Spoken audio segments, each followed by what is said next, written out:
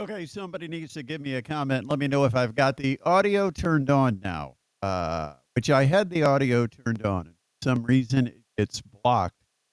And I just went and checked all the settings. All the settings looked to be fine. All I did was boot and start over. And hopefully, we've got you for a special Monday edition of the Sports Rush, broadcasting live today. And I get a much better. Thank you very much, Ryan. So I'm glad we can actually do our audio today. Hey, we've got a huge show because Greg Rakestraw is going to be joining us for the first time here on the podcast. Can't wait for that. That comes up in about 5 minutes. Also on the way, Eric Dutkievicz is going to be joining us and talking about high school football. Got 2 weeks in the books. We're heading into conference play this Friday, and a couple of surprise 0-2 teams in the SAC. So they've had difficult schedules, but there are two names in the conference that have traditionally been among the conference best, and they're both 0-2, and we're going to broadcast them. We're going to find out who gets that first win because we'll have that game coming up this Friday. We'll talk to you about that. We'll also talk to you about the Purdue Boilermakers. What a win for the Boilermakers. They get the win. Boiler up. They get the win over Ball State to open up the season 31-0. The Barry Odom era has begun, and it's a positive start at Purdue. Will it continue? We'll talk to Eric Dutkievicz about what he thought about the Boilermakers. And, here's the nice thing. We had the little technical difficulty getting started today, and I apologize for that. But the nice thing is that we've got IU, Purdue, everything that happened like Friday, Saturday. We've got it on the podcast from yesterday. Sorry, I'm trying to read comments and read at the same and talk at the same time because I think I know there's another setting that I can adjust that will help slightly, and see if this makes it a little bit better. I'm trying to make the adjustment microphone while we go. But anyway, do appreciate you being here. And what I really appreciate more than anything, you would just give a click on that subscribe button because it is so important that we build our subscribers, we build our likes. You can comment and also click the bell so you know when go live and we're not just sitting here wasting our time because we use some top quality content. That's the other thing I thought about YouTube. It has no real gauge to know what the resume of the person putting out the content is all about. And we've been doing this for 9.5 years.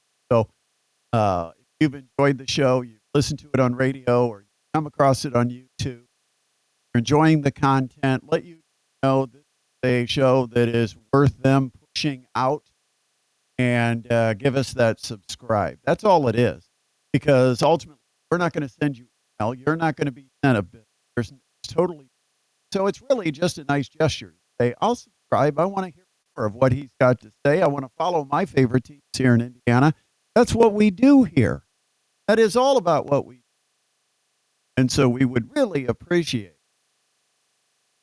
Be sure to click subscribe. All right. So Fever last night lost. They've split the two games on the road trip. So the Fever, after a very good win over LA Sparks out in LA, went up to Golden State, got beat rather soundly last night, but they fought like heck. And that undermanned lineup has been so impressive. How hard they've had to fight. So many names that are not in the lineup right now, and yet they're still fighting their way into playoffs. They're in a pretty good spot right now to make playoffs, despite the loss last night. But they got another big one coming up. So we'll see what happens with her. I want to talk IU and Purdue. We will do that later. But right now, we've got to welcome in our first guest, patiently standing by. And know him from High School Champions Network with IHSAA. Know him 11 if you followed any soccer. And I could go on all day, but then we run out of time to actually talk to him. So let's go ahead and bring in Greg Rakestraw, who joins us for the first time. Hey, buddy, thank you so much for coming on. Good to see you again, bud. Always good to see you. And let's, I want to start real quick. And get a couple of check marks off my list of things to talk to you about, and we'll start with high school football. Uh, Carmel, team rather closely, I think has been kind of to me, the surprise team in the state. They've been rather dominant and put on one heck of an impressive performance Friday. Correct. That was the game that I had was Carmel and Westfield. And in one sense, you shouldn't be surprised that a Carmel team is good with Kevin Wright as the head coach. Another sense, they were a 3-7 football team last year, and they were a 5-5 team the year before. And last year, the senior class of 2025 was the first class in Carmel High School's history of the modern football state tournament from 1973 on, where a class graduated without winning a sectional championship. So it kind of gave you an idea as to kind of where the program was. But immediately they beat Fishers 49-24. Fishers then turns around and beats Lawrence North in a close game at LN on Friday night. You know, Westfield has got a lot of their defense back. They are young offensively, and they're missing a couple of pieces. That doesn't take away anything from what Carmel is doing. And just kind of the way the schedule shapes out for Carmel, you know, they've got a team from the Dayton area coming to town in Centerville, Ohio this Friday. They go down to Louisville Trinity the following Friday. After that, it's Columbus North and then 4 of the 6 teams in the MIC. And I think the MIC is good. I'm not sure the MIC is great this year. Carmel does not play Lawrence North. They do not play Pike. In other words, what I'm telling you is we're 2 weeks into the season, and I'm not sure who left on their schedule is going to beat them, at least from the state of Indiana. You know, Trinity is a bit of a different story. Carmel and Trinity have kind of traded wins, you know, over the course of the years. So Carmel is good. Carmel has a Division I quarterback and Anthony Colner, who's going to play at Troy. They've got a move-in from Florida named Dane Bathurst that had 3 sacks in the game on Friday night. Carmel is back to being one of the contenders now, at least in the northern half of the state. Well, if you're going to have that chance to recruit, might as well go down to Florida and get them. You know, sometimes kids show up on your door. It's amazing how that works, Brent. All right. So I had a chance to see one of your teams. I saw Center Grove take on Carroll. It's kind of interested to see what it looked like with the Indiana-Fort Wayne matchup. And I'll tell you, Drake, I see it quite often. It's about third year now that I've seen matchups where it just looks like it takes a quarter or two. Fort Wayne School goes up with some confidence that they can actually get on the field and play against that. You know, Carroll was on their heels last year when I saw them play Hamilton Southeast. Carroll was on their heels that first 2 drives of the game against Center Grove when Center Grove went right down the field and punched in touchdowns. It was a game of thunder and lightning. Center Grove rumbled along with their 7-8-yard runs, and Carroll had Jaden Van Pelt. I don't know if you know this young man, but third year as a receiver at Carroll. Man, he was electric. 3 long touchdown plays, and most of it he had to make the play on his own. And he was terrific. But by the time it was over, you felt like, you know, if they just come ready to play and are not intimidated, teams here can match up. Where do you put Center Grove in a power ranking? I know they're number 2 in the state, but I'm not buying that. I think early season polls are very misleading. But where do you think Center Grove really is among what you've seen and what you've witnessed so far? 2 or 3, to be honest Really? with you.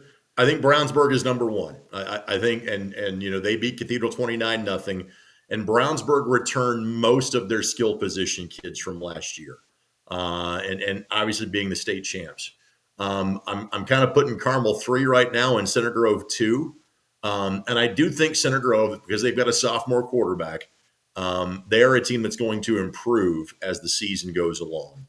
And again, by way of geography, you know that Center Grove is going to be to the regional round, if not the semi-state round, because they have already played the team that they would likely play in the regional round, that being Warren Central, beat them 24-10. And it was a game that I think both teams, rightfully so, I think every team is like this, but especially those 2 locally, feel like they're going to be better products by the time we get to October and November than they are in August, just because there's kind of question marks on both sides of the ball. For example, Warren Central, who beat Warsaw, 28-14 on Friday night. They've got two of the best defensive recruits in the state in terms of Jeremy Finch Jr. and Caleb Elkins. They don't return much else on defense other than that. And there's still kind of the quarterback question that Warren Central has seemingly dealt with, for the last several years. I think Center Grove is this a vintage Center Grove team? I'm not sure. But I do think that Center Grove is likely going to be in the final four teams playing, and I would rank them as the second or third best team in the state right now. Because it's kind of gauging it against, this is your non-conference. This is what the SAC is for. See where they measure up. And I guess my question is, I know how they measure up against that specific. I don't know yet how good that team is against the rest of the region down there in central Indiana. I thought they were good. I didn't look at them as one of the dominant scene in our state. I think I'm with you. Brownsburg seems to be a little bit above everybody else. I think there's probably 4 or 5 teams in that cluster probably argue as the second best team in Indiana right now. And don't forget Crown Point. And Crown Point, to their credit, got Pike to play them this year. So again, we have talked about Crown Point in terms of, all right, this is where you have the debate discussion of, are you building a schedule to make sure you're playing as deep into the tournament as you can, or do you understand the economics of it? And where Crown Point, would play Penn, who was clearly the dominant program of outside of Indianapolis North until Crown Point the last couple of years. Or do you play two local teams to make sure you got a good gate? And I understand that football drives the bus economically for every other sport. So I get it. I would joke this is like a graduate level athletic administration class in terms of how you handle those two non-conference games. Is Pike one of the best teams in the area? No. But Pike is probably better than anybody else that Crown Point is going to play in the Duneland now for the next 7 weeks. And the Duneland is a great 5A league. Problem is Crown Point is one of the better, 6A teams in the state. So Crown Point got that win. They pitched a shutout. I think it was 21-0. If I've got that score memorized, I've got Pike coming up Friday night, so I'll have that score committed to memory over the course of the next couple of days if that's not the case. I would still put Crown Point probably 5th or 6th. I do think there is a line of separation between the teams that see each other regularly in the Indianapolis area, either in the HCC, the MIC, or the Independents in terms of Carmel or Center Grove, versus a really good 6A team from Fort Wayne, versus Crown Point, versus Penn, whatever the case may be. But again, I would give you the same geography statement I gave you about Center Grove. Rankings are nice. Now let's look at whom you match up with. And the way I feel about Center Grove being a certainty to be in the regional or semi-state, I'd probably say the exact same thing about Crown Point. So for Coach Buzea's team, it really is about, all right, I have to make sure my team is playing its best football by the time you get to the weekend before Thanksgiving. Because in theory, that's when you're going to see Carmel or Westfield or Fishers or somebody along those lines. Right now, that would be Carmel. And so they did exactly what Carroll did in playing Center Grove, what Homestead did in playing Carmel the last couple of years, even though they were down, what Homestead did in terms of playing Westfield in week number 1. Take those 2 non-conference weeks and find the best opponent you can. It's the joy of the way Indiana works with everybody in the tournament, with people not being seeded. It frankly doesn't matter what your record is. If you get beat badly in week 1 or week 2, so what? Now you know what the bar is set by the time you get to the postseason, which for the 5A and 6A guys doesn't begin until Halloween. We got to turn to the Indianapolis Colts, and I will say, and I told you this already, but you did a fantastic job with coverage. Thank you. Great hearing you on the call. A couple of big stories out of the Colts leading into this. One is the quarterback, Daniel Jones over Anthony Richardson. Your initial thoughts over that decision and what in your mind it came down to? So I was a little surprised just because all I could base it on was what I saw in camp and in terms of practices. And in terms of practices, I did not think there was that big of a difference. But now that, I've kind of had a couple of weeks to marinate on this, I think it came down to just feeling that they could max out the potential of this group more so with Jones and knowing the pieces they have put around him. And the common line that kind of a lot of us have said about Daniel Jones versus Anthony Richardson all off season long, the ceiling is clearly higher with Anthony Richardson. The floor is clearly higher with Daniel Jones. And we've talked about this the last couple of years, and not the first team to talk about it, where you almost go, hey, listen, you don't need Pro Bowl level play at quarterback. You need average play at quarterback, because now the team has been built to the point of you feel good about the investments on defense. You like the wide receiver room. You address the obvious glaring need at tight end with Tyler Warren. Clearly, Jonathan Taylor is one of the 3 or 4 best running backs in terms of the National Football League. So if the quarterback play is just average or above average, then you're going to be okay. And I am aware of the fact that Daniel Jones is 24, 44, and 1. Believe me, I got those numbers printed into my brain in terms of a starting quarterback. But I also know he won a playoff game and led a team to the playoffs 3 years ago. So it's there. I can also tell you this. The fact that he was elected a team captain, because that was announced last week, kind of tells you that the guys in the locker room have bought into him as well. Now, the guys in the locker room like Anthony Richardson and speak very highly of him. But when the new guy that wins the quarterback job is not named by the coach, but by a player vote, is named as one of the team captains, and basically the other 4 team captains are guys that have been here forever. It's DeForest Buckner, it's Quentin Nelson, it's Zaire Franklin, it's Kenny Moore. It kind of tells you, hey, there's something here. So, again, somewhat surprised knowing that the first couple of years, in case of a tie, so to speak, it went to Anthony Richardson. I do think Anthony Richardson was a better quarterback in training camp than I had seen in the previous 2 years. But the Colts are at a moment, and it's not just CYA mode for coach and general manager, but kind of how this roster is constructed. They need to win now, or if not, they're at a reset point. And if you want to, and the guy that they feel gives them the best chance to win now is Daniel Jones. How did the coaching staff, and I would their responsibility, keep this from being anything that was divisive within the locker room? That had guys starting to pick who their favorite was to be the starter. Did it seem like the decision was made and everybody was immediately on board and unified?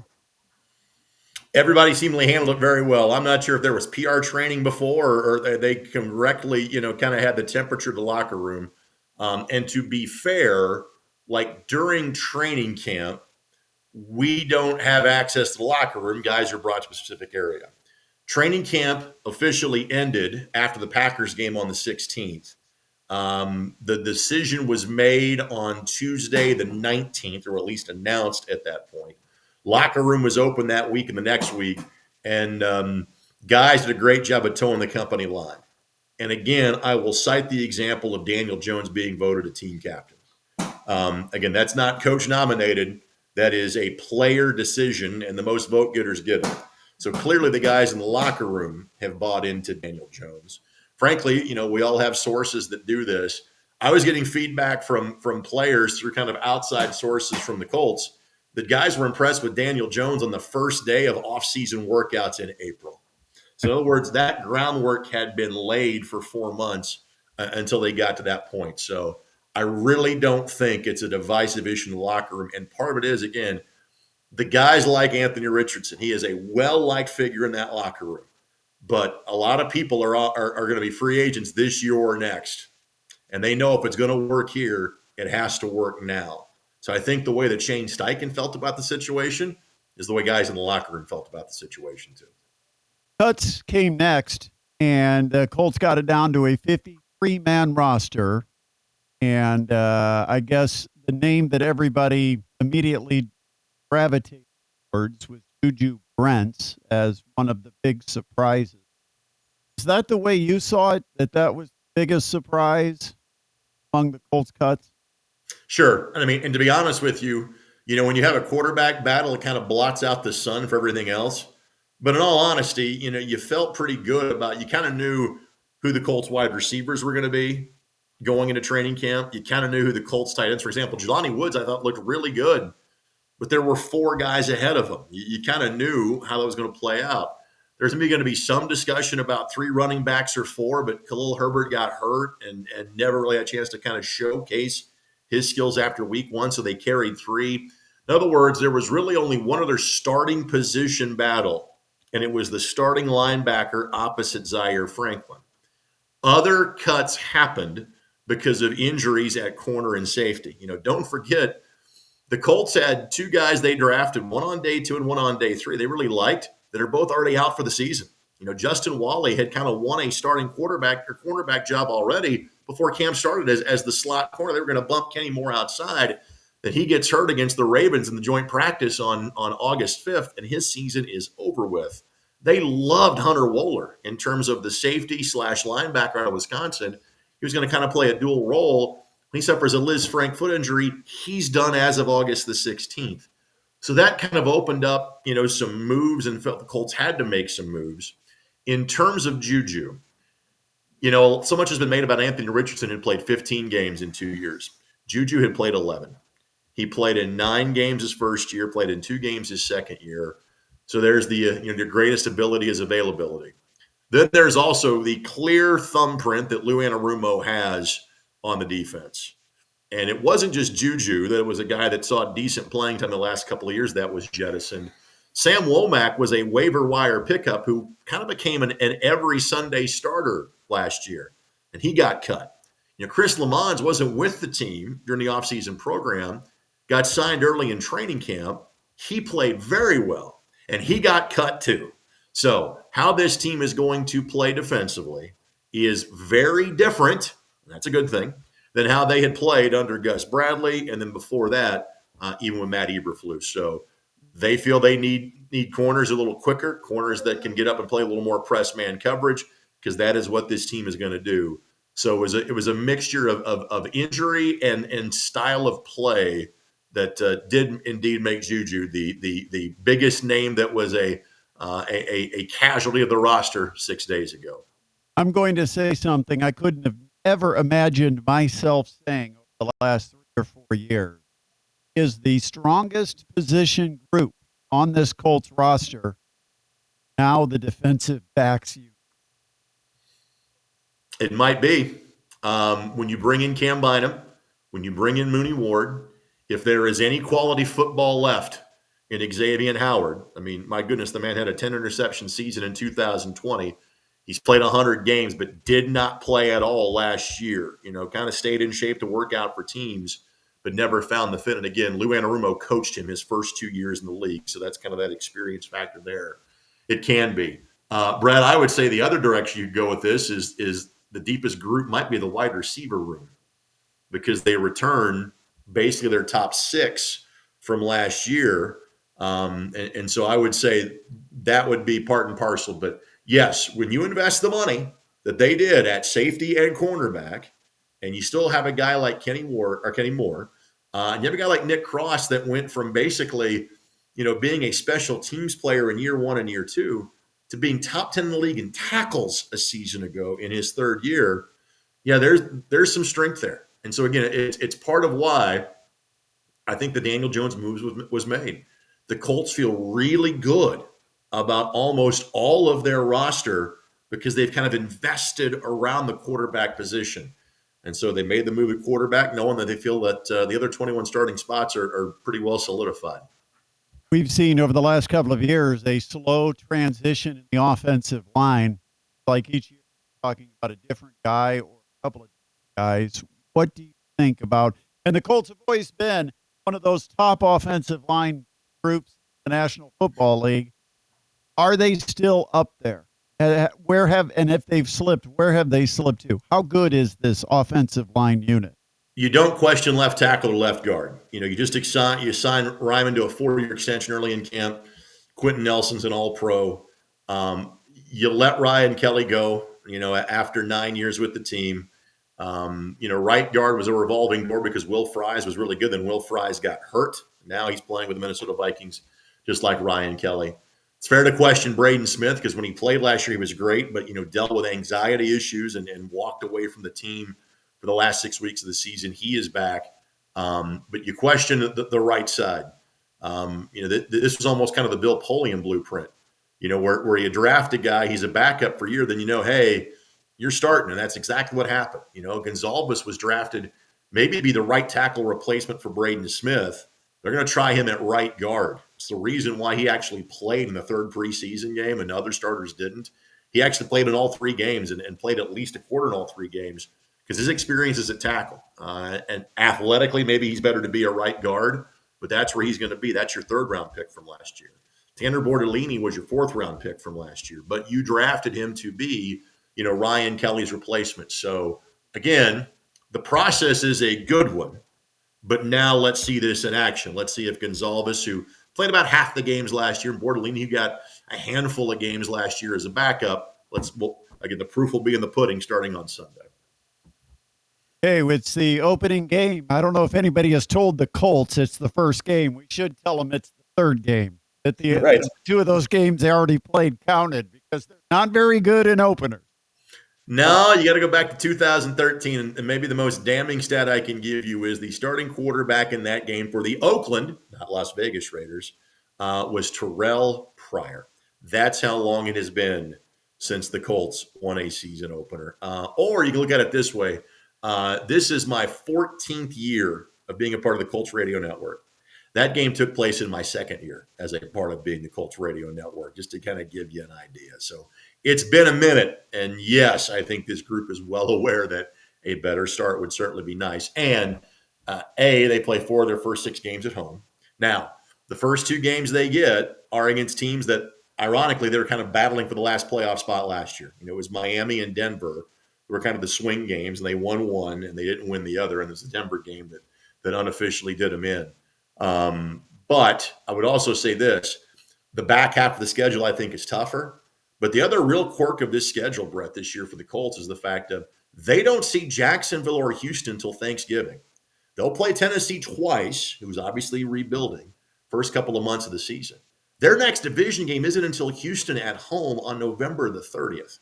In other words, if the Colts can get to Thanksgiving at 500 or better, then their season will be laid out in front of them as to what they can accomplish over the last 6 weeks of the year. Looking forward to it getting started Sunday. And what's you're just working the post game? Correct. So post game during the season, if you're at Lucas Oil, you'll hear me doing the red zone highlights on Sunday. And as compared to the last couple of years where we have been like the factory team, it's been like a shift, 1 o'clock every Sunday.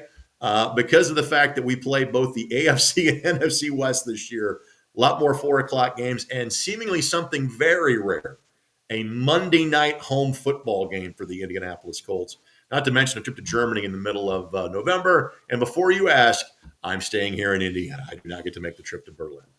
Well, we always enjoy you being here and being part of the Colts broadcast. Always entertaining to listen to. And thanks so much for jumping on. Looking forward to talking to you again many times, Greg. Anytime, buddy. Take care. Yep, that is Greg Rakestraw joining us. And somehow I've got to figure out how to get rid of him. So, it's easy to get him. It's sometimes hard to get. There we go. Hard to get rid of him. Who wants to get rid of him?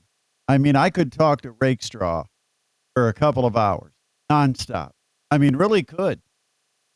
The guy's in-depth knowledge, unbelievable.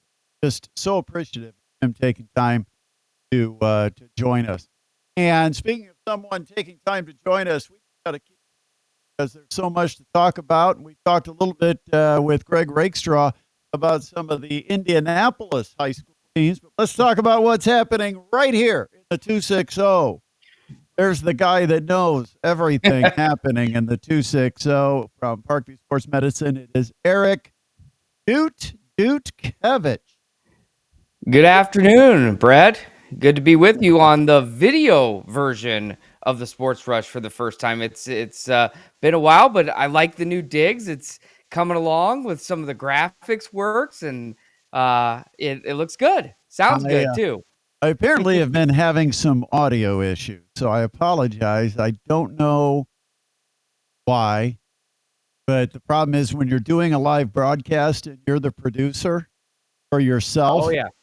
It's a little tough to troubleshoot. So this is take 2 of our video today. We had to actually stop and start over. So I really appreciate everybody. And everybody that's with us right now, make sure if you're not already that you get hit that subscribe button. Doesn't cost you anything. There's not any kind of commitment. It's just a nice way of saying, "Hey, I'll give these guys my support." Just click the subscribe button. Also, like the video. You can comment. I've got the comments open, and I'm trying to track if I'm actually seeing them in real time. When I scroll, it seems like I find other messages. Um, but these are always appreciate you in, and of course Ryan and Rick. Got anything like that on the comments? For some reason it's not scrolling for me. I got to remember to kind of go old manual scroll. But Yeah. I'll try to keep Well, up. I did see it in the YouTube app earlier that the comments were coming in. So good to hear from some of the people that I'm familiar with, and great to be on and have them listening and watching as well. So All right, let's talk high school football. Big one from Friday night. Now we had one on where we were at, but the game that I think most local folks were keeping an eye on because it involved two from our area matchup between Snowball and Snyder. And this was all night. I watched the highlights, and I can tell you what I saw. East Noble was bigger, stronger, tougher, played better. I mean, everything's he weighted toward the Knights. The score reflected that 29-7 East Noble over Snyder. yeah, I mean, realistically, when you look at it, you know, East Noble Snyder, that game there, East Noble took it to Snyder all night long and really on the ground game. I mean, and that's what it came down to. Snyder just unable to stop the run for East Noble. East Noble racked up over 300 yards of offense on the ground, rushing, and three different rushing touchdowns from three different players with Ian Ramey, Austin Phillips, and Lucas Neiman. And so, it was just it, uncharacteristic, I guess you could say, to a degree, because it's one of those things where even if it's a down year for Snyder with graduation on the defensive side of things in particular, it was a manhandling of sorts that East Noble gave the Panthers. But East Noble, I think, is as advertised coming off of the state finals run a year ago. They come up short in the title game, but they lose quite a bit to graduation. But they have so much that has come back that it's been one of those systems of development where guys that are juniors that become seniors and sophomores, juniors, by the time they're getting their chance, they're ready to go. You think of somebody like Alex Scott, who was primarily defensive back a year ago, is now playing both ways. Even Riley Biddle himself started as the safety and has evolved into the quarterback position and doing great at both. So a lot of two-way dynamic players on that East Noble team, but realistically, East Noble, really good team 2 weeks in a row, and they get that big victory at home on Friday night. So before the season started, I had the big reveal talking about Austin Phillips and how he was going to burst on the scene as a freshman that nobody saw coming. And then I looked at the stats from week one. I don't think he even played. And I thought, great. I spent my offseason building up a player who's not even cracked the two deep. But he got on the field on Friday, unfortunately, due to Ian Ramey's injury. But he got a chance to get on the field, and he did not disappoint. For a freshman, that kid's going to be a stud. Yeah, we saw him at the PSM 7-on-7 up at Columbia City back in June. Boy, summer's flown by. June was when we had that, and some of the other members of the media and I were standing kind of out there and getting some highlights and watching what was going on. And who is that kid? Because we didn't recognize him, hadn't seen him really before, but he was a big kid. And we talked to him after the game, and he's a freshman. And lo and behold, as an 8th grader, he was the shot put national champion, I believe, in shot put, one of the throwing events at the AAU Nationals for his age range. Quiet kid, never really done an interview before. That will come, I think, through the process of maturation too. But the real deal, and he's going to be something big, and he's got a great system that he's part of at East Noble to develop and to become a primetime guy in the future. All right, I'm going to make the bold statement because everybody's right now hyped on Northrop and Northside, and I'm going to say two pretenders. Pretenders. They got to prove something to me before I can classify them as a contender. How legit? They're both 2-0, and a lot of Yeah. people are like, "That should be your game of the week." I said, "Give them a couple of weeks. We'll see where Yeah. they're at." I They think play that each one other Friday. Yeah, I mean, for both of these two teams, I think what it is right now, both of them sitting at 2-0, they have a lot of playmakers on the field. There's a lot of things that we haven't seen from either of these teams in a long time, and it may be another decade or so that we see something like this. And I think rightfully so that it's drawing attention, especially Fort Wayne Community Schools, Northrop, one of the biggest schools in our area, but I think it's part of the way the schedule is too, because ultimately, yes, 6 of the 10 teams in the SAC are 0-2 heading into conference play. But the competition that you play in outside of the conference is part of that too. What Carroll has played, what Dwenger has played. So that's not all surprising to a degree to see those teams sitting at 0-2. I Dwinger's think it is one and more one. Give them surprising their to win. see. Come on, Pardon? dude. You're gonna have the Dwenger fans all ticked off. They're 1-1. 1-1. They won Friday night against. Correct. Yes. Yes. Yeah, But I mean, I'm I don't want talking them all, the only two emailing my undefeated boss because teams. I'm the boss and I don't want to get those emails. No, I get it. But that's what I mean is they've also played harder opponents. Now, to that, you also want these teams in the middle and the bottom of the SAC, I think, playing competition that is comparable to them. So, like Northrop and New Haven, maybe not the greatest game in the world, but also, too, like for both of those teams, it's probably a better than playing some of the Indianapolis schools. And that's my point too. So ultimately they're sitting at 2-0. Conference play hasn't started. I don't think either of these teams wins SAC, but also at the same time, they have a lot of confidence going into this. And I think from a city perspective, it's a marquee game that we'll have to see. But also there's, Lewis and Snyder playing for the first time in a couple of years too. That used to start out the season every year and was an old time classic. And now, we haven't seen that in a couple of years. So it's exciting to see some of those games back on the schedule as well with the new conference alignment. But yeah, I don't think Northrop and Northside will be there in the end, particularly Northrop being in the big school division, A division. But I think Northside has a better shot. But ultimately, after this week, and this is the first time since 2006, both of these two teams have been 2-0 at the same time. So there is a little bit excitement and buzz in the air. I think one thing you've got to do if you're an SAC football fan is say there was a 2-game season that just got played. Correct. Everybody had a chance to schedule what kind of season they wanted. Did they want marquee names and big time matchups and challenges and tests? Or did they want a couple of opponents that they thought they might be able to beat, give them confidence going into their next season? This is now. So to me, everybody is 0-0, and I kind of reevaluate everybody now that they start matching up against fellow conference opponents. So the first test for those two schools is who actually can beat the other head to head, and we'll find out this Friday. We'll also find out, you mentioned it, Snyder and Lures, which one of these teams avoids going 0-3? Yeah, that's been a long time since that's happened, for a variety of reasons. I mean, first of all, they're so good. Second of all, they used to play each other to lead the season, so you never had 0-3 Snyder versus, or I mean 0-2 Snyder, 0-2 Lures. You get that this year in the third year of the conference realignment, but also too, there again, the opponents that they play, I don't think we're terribly surprised necessarily that Lures came out of it 0-2. I think Snyder, they're again not that they couldn't be beaten. I think the 29-7, the scores themselves, the fact that Snyder defense has put up 33, given up 33 points a game and their offense is only scoring, I think it's like 12.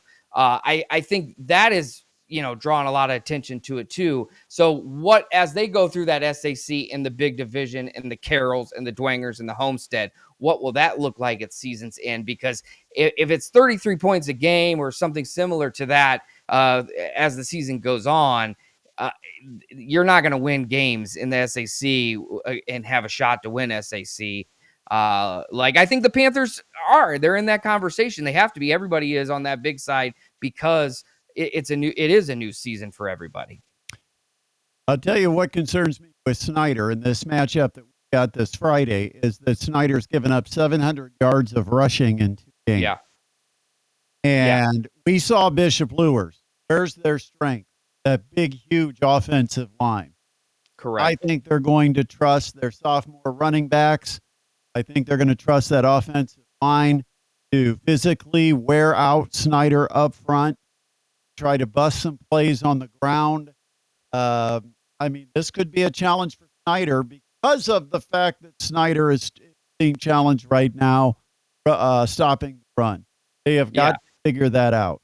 And Luers has struggled so far on the offensive side of things, just 7 points in 2 weeks, 7 at Leo, shutout against Andrean on Friday night. But their defense only giving up 14 and 13 in those games, 27 total. So I think the defense is good. The offense is going to have to come along for Luers. They got a sophomore quarterback, sophomore running backs, sophomore wide receiver. So in another 2 years, we're looking at a really good Luers team that is going to be the talk of the town, kind of the way we talk about East Noble right now, but also too, week 3, those guys are getting, and I find those running backs to be a little bit smaller. That isn't to say they're not tough. That isn't to say they're not strong, but it's going to be, can Snyder stop that run?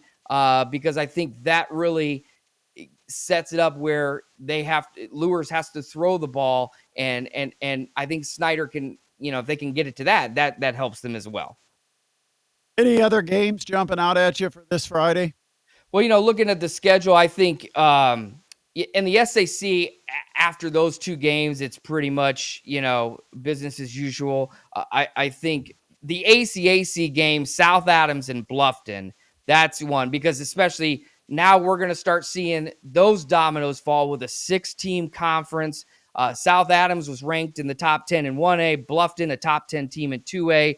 I think really, Adams Central is the team to beat. They always are, but South Adams, Bluffton, and Heritage are always that second team that if they have a shot, one of those 3 teams has got to do it. And we start off by 2 of those teams playing each other in the Starfires and Tigers at Bluffton. So that one jumps off too. And I think DeKalb, New Haven, not for necessarily the New Haven case, but they played well against Northside a week ago. But DeKalb, new head coach Ryan Roberson, we saw them play well against Angola in a loss, and then they get the big win last Friday. Roberson was the defensive coordinator at East Noble, now taking over that DeKalb job. So I think there's a little bit of a refresh sense for DeKalb, and we'll see how that pans out. So those are 2 that I'm watching. Huntington North and East Noble, that should be a fun one too. Those 2 teams played at the regional and in the regular season a year ago. And New Haven should be able to provide a pretty good scouting report for Northrop Northside coming up, because that's common foes for those 2 teams. Northrop wins 41-0 over New Haven. Northside had to pull away late. They struggled that second half. It got nip and tuck there, able to pull it out. So there's the common foes. So maybe that shows some light on where both of those 2 teams in the SAC are. All right, got to talk about your Purdue Boilermakers. They get a 31-0 win. What stood out for you in the Purdue game Saturday? Well, I think the fast start for Purdue. I mean, this is, to go down the field in 3 plays and about 80 yards, 75, 80 yards, and, the throwing of the ball down the field. Purdue fans love that. They've loved that since 1997. There have been comparisons I've heard amongst Purdue fans and Purdue people who have been connected and played and coached in the program, the Joe Tiller-esque of Barry Odom, but, good start, 1 win. I think we should get those shirts that LSU had, the 1-0 shirts, just to start there. But Ball State, a lot to they're completely bare and trying to get things up. New coach, they fired their old coach there, Mike New, and starting over with a Purdue grad, class of 2000, they said on the broadcast, same year as Drew Brees, didn't play it there. But ultimately, I think for Purdue, still got to find that run game. Maccabee is back, and 82% of that team, or 82 players, I should say, they said, Tim Newton said on the pregame broadcast on 1380 The Fan, 100.9 FM, said 82 new players on that Purdue team. So Purdue fans didn't know who any of these guys were, but boy, they made an impression right away. But keeping that momentum up, you play an FCS squad in Southern Illinois, a ranked FCS squad. So that comes to West Lafayette. So it'll be tough in that regard. But one game at a time at this point, I think is the best way to look at it if you're Purdue and Purdue fans. And we'll take the 31-0 victory over my alma mater, by the way. Ball State is my school. So I'm a Purdue fan. That happened before I went to Ball State for school. So I was rooting for the Boilers, but hopefully Ball State can turn things around too. Maybe this is a question for Tim Newton, but how do you count Ryan Brown? Is he among those 82? That one. Because he left and then he came back, but he never really played anywhere. What Ryan Brown is back. What did you think of his performance? Really good. 300 yards through the air. He was he became that starter at the end of the season in that dismal, at the end of the Walters era, the short-lived one. He was the guy. You saw that he was probably the best quarterback, of course, in the NIL era and everything else. He left for North Carolina in the spring. Then they hired Bill Belichick, and he didn't win any of that smoke. So he came back to West Lafayette. And I don't know how that stands in the eligibility and things like that either. That's far beyond me, and I'd have to dig further into that. But ultimately, he looked great against not a very solid secondary for Ball State. But that's the good place to start. You have 82 new guys on the team, but Ryan Brown is your quarterback, Maccabee is your running back. That's the place to start. They got to get that running game going. They couldn't get it going last year. Another game, less than 100 yards of rushing, still get a 31-0 victory. You'd think they'd have more rushing yards than that. And especially in the Big Ten, you're going to have to be able to run the ball somewhat to help to win games. And that's going to be the test too. I mean, Ball State is not Penn State, and I think that's going to be where some of those, what are we going to see out of Purdue come conference season? Dude, appreciate you jumping on. Enjoy the rest of your holiday. Look forward to Friday night. You will be part of the PSM Tailgate pregame show live at Bishop Lures this Friday night ahead of the Snyder Panthers and the Bishop Lures. Thanks, man. Looking forward to it. See you out there at Lures. Happy Labor Day to everyone, and good to be back on here with you. Thanks, dude. Eric Dutkievicz joining us here on our online live edition of the Sports Rush. Once again, if you've got any comments, you can always leave a comment. We'll try to get that answered while we're doing the live show. Also, make sure you share the channel. Make sure you subscribe.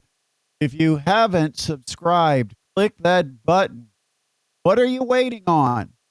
We need your help. That's what it's about, doing this show solo. Adam Lundy, by the way, he's on vacation. That's why Adam Lundy is not here. He's gone this week, next week, enjoying sunshine down in Florida. But he will return and be part of our Sports Rush Week live show coming up in a couple of weeks. But also, I mentioned this earlier. I've got quite a bit of breakdown on IU and Purdue, my thoughts on a video that I posted yesterday. But now we've got to talk about Notre Dame. Notre Dame falls to Miami. The Irish start 0-1. I don't think they're in bad shape. Everybody looked at this as one of the toughest games they were going to have on their schedule, going to Miami. Know the history between these two programs. Know Miami with Carson Beck and all the money they paid for him. They were going to be pumped up for this game. And there were some things that I thought Notre Dame could have done better. The turnovers obviously hurt them with the fumble, and then the questionable pass by C.J. Carr. But, we saw Riley Leonard throw a couple of head-scratching interceptions too. And so I'm not going to get all crazy on Notre Dame. I think it's still a really good football team. I think there's plenty of bright spots for Notre Dame to build upon. I think they'll be fine. Miami, I don't know that they're going to be a national championship contender. They could be a contender to make it into the college football playoff, and this win certainly helps them in that regard. But I thought C.J. Carr handled himself well. I think he had to get over some early nerves, jitters. but I think he'll be fine as the season progresses. He'll only get better. Notre Dame, though, does need to figure out how to get more out of the running game. I mean, they've got stud, top running backs, and they've got to be able to create holes and give them opportunities to break some plays. And Jeremiah Love never really had that opportunity. What was his longest run? 8 yards. He's got to be given better opportunities because he's gone in the open field. If you can get him to the open field, and Notre Dame wasn't able to get him past the second level, so got to be a little bit better in that offensive line. But I still think Notre Dame's a real good football team, despite an 0-1 record. I think Indiana also is a very good football team. I mean, Indiana was absolutely dominant over Old Dominion if you actually watch the play on the field. But Indiana couldn't punch it in when they got inside the 5-yard line, came away a couple of times without points in those situations. And that's why Indiana had a game that was much closer than it probably should have been. If you watch the game and watch the matchups and the physical, athletic, talent superiority Indiana had over Old Dominion, this game should have been probably something in the 40s, something 7, maybe 14, if you give the quarterback both those long runs. But it should not have been a 13. It was not that close. And so I think Indiana will be okay. Again, when you talk about nerves or jitters, clearly Fernando Mendoza was not himself. He did not have some good throws in that game, had some inaccurate throws, passes that I think as he gets more comfortable, he will complete. But I don't feel bad about Indiana or Notre Dame. I think they're both really solid football teams that will both be in the running to be in the college football playoff. Notre Dame, they've got a little more pressure now. They've got one less loss as a margin of error to make it into the playoffs. But for Indiana, these first 3 are just tune-ups to get ready for Illinois. And I mean, the very correctable mistakes that Indiana made. It wasn't like Indiana wasn't as good as we expected them to be. They were dominant in that game. The score just didn't reflect how dominant they really were. Once again, mentioned this last night, the Fever lost last night to the Valkyries. Never were really in this. Caitlin Clark still out of the lineup. Sophie Cunningham is, of course, out here. And then you've got Lexi Cole with 2 black eyes. I mean, just a wild year for the Indiana Fever. That will do it for us. We're going to be back a couple of times this week. One quick mention about the Tin Caps. They finished off their home slate yesterday, and they lost to Dayton. Dayton, unbelievable. This team was, I think, 12-31. 12-31, if I'm not mistaken. Maybe even worse than that. Might have been like 12-35 or something. Their record in the second half of the season, and they go on this win streak. And now all of a sudden, they're the best team in the Midwest League, and no one can explain why. But they are really good right now. They're coming through timely hits. They're getting shutdown innings from their pitching staff. They're consistently good on the mound, not walking a lot of guys. They're just playing really solid baseball. And they've won 12. They've won actually 13 straight games. They'll go for the record all by themselves. 13 ties their all-time franchise mark. 13 straight wins. They'll go for 14 tomorrow night at home. So, and they've got a real shot because they play Lansing. And Lansing is tied with Fort Wayne for the bottom spot in the Midwest League Eastern here in the second half. Tinkas, meanwhile, finish up their season up at West Michigan and can be heard through 1380 The Fan or on the stream at 1380thefan.com. Appreciate you very much, every one of you that's tuned in, and make sure you click subscribe. Make sure you give us a thumbs up, and make sure you ring the bell to get alerts for our next broadcast. Still working out our finalized schedule. Got plenty to talk about next week. Indianapolis Colts. I think we'll try to time it so we can talk about the Colts. Got college basketball just around the corner and plenty of college football. So you found the right place.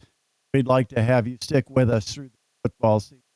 That does it for another week. Have a great first week of September, and always joining us here live with the Sports Rush.